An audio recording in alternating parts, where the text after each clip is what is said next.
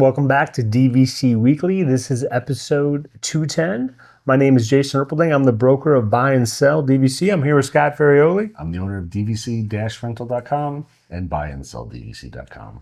And today is February 12th, 2025. So the 11th month window is going to be January 12th, 2026.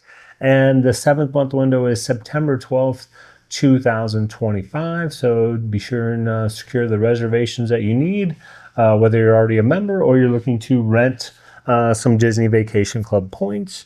And today we're going to start on the buy and sell side of things. And these are, in my opinion, are the top 5 reasons you should avoid Disney Vacation Club. Number 1 reason is, what are you doing? What are you doing? You don't buy Hilton Head as your home resort, but you want to use the points at Hilton Head in the summer.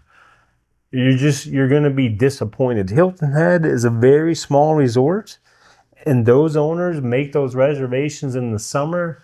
You know, I say 7 to 11 months in advance, but it's probably more like 10 to 11 months in advance. You're just not going to get the availability that you want under 7 months at Hilton Head in the summer.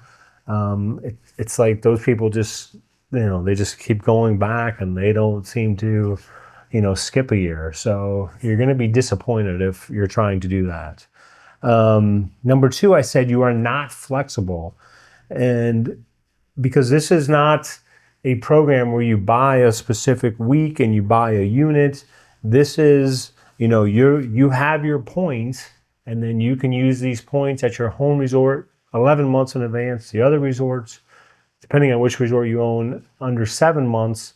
So you want to be flexible, in your stay. Like if you go into the mindset of, I need a beach club studio every year at this time, and maybe you can't make it till 10 months in advance, and then you find out that it's already booked up, you're going to be disappointed. Number 3, you only have the ability to make reservations 3 months in advance. If you're logging on and trying to make reservations 3 months in advance, you're going to find, random days here and there. It's going to be hard to find consecutive nights. You would have to do a lot of wait listing, and you're not going to be, you're not going to be satisfied with what is available for you. And then I also put on here number 4, if you feel cheated when Disney offers free dining, DVC is not for you, because there's going to be times when Disney offers free dining and, they're charging some guests X amount for the room and they're giving them free dining. And then, some DVC members feel like, they're missing out on the opportunity for free dining because they chose to become a member. So, if that is one of your concerns, it's, DVC is probably not right for you. And then if you expect daily housekeeping, DVC is not for you, I would say. Do you have anything you want to add? I'll just get on to we get a lot of renters who sometimes Disney releases free dining and they're like, well, how do I add that? And I have to explain, Disney offers free dining because they're charging you rack rate. You got to deal with us. That was like 50% cheaper. So, and as a DVC member, you're doing even better. You've prepaid for these rooms at a huge discounted price.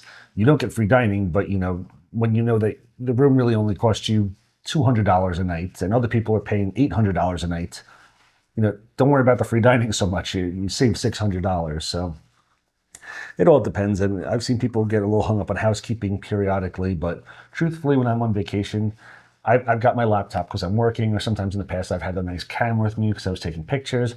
My kids have, their phones, and I've got my phone. And there's a lot of expensive pieces in the room sometimes, and I don't want housekeeping coming in. I made the comment before. Actually, my wedding band, when I first got married, I guess I fell asleep. I was at Disney in the Values, and maybe it was tight. Like I was living in New Jersey, and I came down here. I'm thinking maybe like my fingers swelled up a little bit, and I think I took it off in the middle of the night, and I didn't really remember.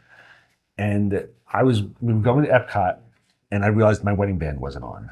So I called the resort and I said, please don't clean my room. I don't know where the wedding band is. And they said, I'll talk to housekeeping. We'll not clean your room. And this was like right after I left, like 3 minutes after I left. I was on the bus and I called and said, please don't clean the room. I come back to the room, it's been cleaned.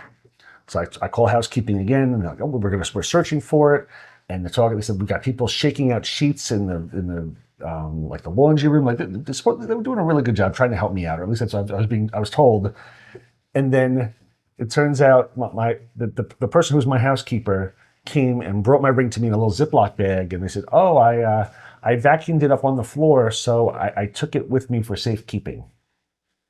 So found that one always a little suspect. So normally, most times when I get to a resort, the first thing I do is I hang the do not disturb because I don't really want to be bothered. I don't want them in my room with all of my stuff and all my family stuff. I just, we're not gonna get the room that dirty in, a couple of days. If you've got a little kid, maybe that's one thing, but I don't want them there anyway. So I don't mind no housekeeping at all.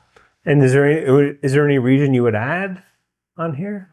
I get 5 reasons to avoid if you don't like saving money. Well, it depends. This is my personal thing. I waited until I was able to pay cash for my first DVC room. I didn't want to finance it. So I would say, like, if you this is for some, I think a lot of people, there's a good amount of people who do finance their stuff. Me personally, I sat there and I said, if I have to finance it, I'm not ready to become a DVC member yet. So I would add possibly, like, if you're in that situation, but I can't think of a lot of really great reasons. You've hit on most of them, and I've been a DVC member for coming close to 20 years now, and I love my DVC. So it's hard for me to sit there and come up with the reasons. Besides, if you're not flexible, if you can't afford it, there's really, if you think that you're going to be coming to Disney every year or every other year, I would highly encourage you to look into DVC because it's a great savings. It puts you in rooms that I would say you'd maybe never be able to afford, but you'd never want to spend the money on. Like I said, the first time I ever walked into Animal Kingdom, the Jumbo House, it was that wow moment for me. I was like, I can't believe I'm staying here. I never thought I'd be staying at a resort like this. This thing is so amazing. So So now you're starting to lean towards top 5 reasons to become a member. That's next week. So just. Well, you have to hang on to those. Okay. So are you seriously thinking of doing that next week? Oh yeah. Okay. Yeah. I didn't know that. Sorry. I had no idea. He's trying to do. He's like, no, I got that on the list. Yeah, he's switching it to a 180 on me here. So let's go on to the food review here. So for these, before I go into it, try to roll the video. Come here, I'm gonna eat you. Get in my belly. So for today's food review, I'm back at Hollywood Studios. I bought a lot. I got a lot of the holiday treats later on in the year, so I know there's a good chance that this is gone already. But this was the Linzer Tart Mousse Tort for $6.29 at the ABC Commissary at Hollywood Studios. It said layers of hazelnut cake, raspberry blackcurrant mousse, raspberry jam, and sweet snow-dusted Linzer cookie. I want to start by saying that I really enjoy Linzer tarts, but I had read on one of the Disney food blogs that this was really dry, it was lacking flavor and disappointing. So my expectations for this were really low going in.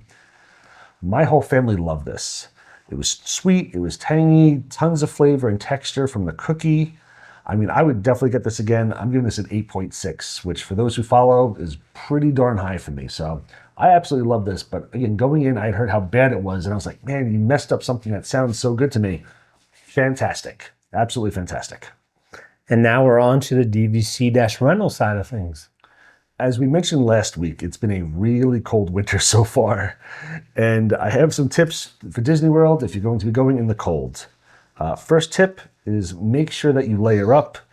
This is key. You want to be able to possibly, a lot of times, Jason had mentioned the mornings over the winters sometimes have been in the 30s, and by afternoon, it could possibly hit the 70s. So you want to have, a t-shirt, a long sleeve shirt, maybe a sweatshirt over it, stuff that you can take off throughout the day so that you're not stuck sweating by afternoon. Waterproof outerwear possibly. There's been a decent amount of rain over this winter as well, so waterproof jacket or poncho is probably a very good idea for if there's possible rain showers. Definitely comfortable closed-toed shoes. You don't want to have your feet exposed. I understand that maybe worried about getting wet, but definitely you want to have something that's probably closed toes, so you're not freezing after hopping off of Tiana's, and something that's also very, very comfortable for all the walking you're going to do. Don't forget your warm accessories, hats, gloves, and scarves. If you buy them on Disney property, it's going to be a lot more money because, again, as soon as it gets cold, Disney immediately starts pushing out some of their the cold stuff because they know people are going to be wanting the accessories. Another option is possibly get disposable hand warmers. Always a good idea keeping your sweatshirt or your pants that you could break out if it starts getting cold, especially at night during the evening shows. Hydration, even though it's not brutally hot out, you definitely need to stay hydrated even in the cold weather. Make sure you're utilizing the indoor spaces. If it's really cold out, go see shows. Most of the queue, like unlike Disneyland at Walt Disney World, is indoors. So just try to do as much as you can to try to stay indoors and limit your exposure to the outside. Prioritize comfort. Adjust your plans as needed to stay comfortable. And enjoy your time. Another option, bring a small blanket with you, throw it in a backpack. If you're sitting and watching the fireworks show, sitting with your family, possibly having a blanket across, all 3, 4, however many of you there are, is a really nice idea. Definitely make sure you have warm socks. Pick up a couple extra if you need them.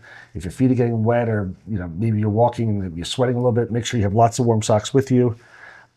Last thing is to possibly consider using the, lightning lane, single or multi-pass, whatever you want to call it.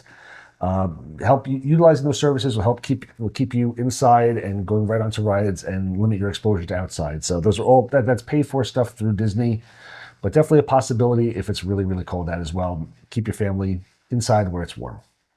I did ask the question on our Facebook page a little while back. Would you rather visit Walt Disney World when they're experiencing record low temperatures or record high temperatures?